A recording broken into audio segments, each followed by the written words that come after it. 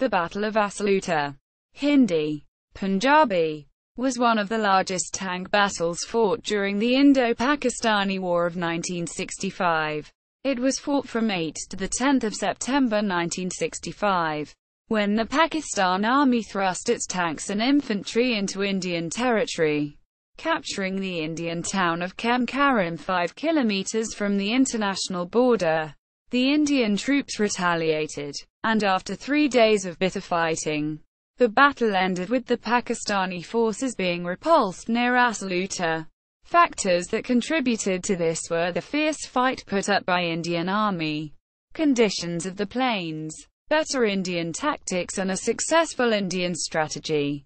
This battle is compared with the Battle of Kursk in the Second World War for how it changed the course of the Indo-Pakistan War of 1965 in India's favour. War historians, including Drive, Philip Towle, regard the Indian resistance near Khem Karan as one of the key turning points of the war, one which tilted the balance of the war in favour of India.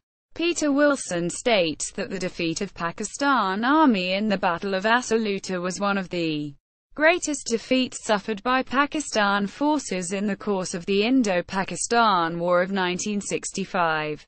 Battle. The battle is described as one of the greatest tank battles since the Battle of Kursk in the Second World War. Pakistan's invading force, consisting of the 1st Armoured Division and 11th Infantry Division, crossed the international border and captured the Indian town of Khem Karan. Considering the situation, GOC Indian 4th Mountain Division, Maj.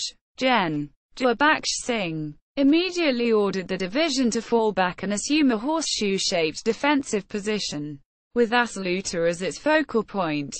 In the night, the Indian troops flooded the sugarcane field, and the next morning, the Pakistani tanks of the 1st Armoured Division, consisting mainly of M47 and M48 Patton tanks, were lured inside the horseshoe trap.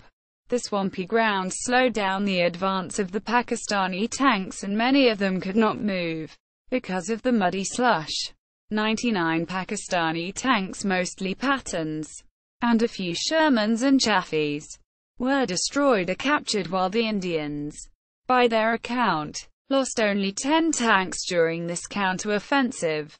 Conclusion. Despite the initial thrust of the Pakistani army into Indian territory, the battle ended in a decisive Indian victory. The commander of Pakistani forces, Maj. Gen. Nazir Ahmed Khan, was killed in action. According to military historian Stephen Zaloga, Pakistan admitted that it lost 165 tanks during the 1965 war, more than half of which were knocked out during the debacle of Asal Uttar. Pervez Musharraf, later Army Chief of Staff and President of Pakistan, participated in this battle as a lieutenant of artillery in the 16th SP Field Regiment, 1st Armoured Division Artillery. The battle also witnessed the personal bravery of an Indian soldier, Abdul Hamid, who was honoured with the Param Vir Chakra, India's highest military award, for knocking out 7 enemy tanks with a recoilless gun.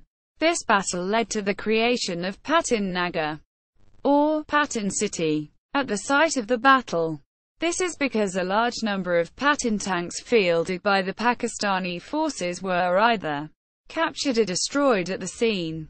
Gallery. See also: Indo-Pakistan Wars, Operation Grand Slam, Resources, 1965 Official War History, Ministry of Defence, Government of India, The Battle of Asal Uttar, Pakistan and India 1965, Orbat.com, February 24, 2002. Pictures of the Patton Nagar.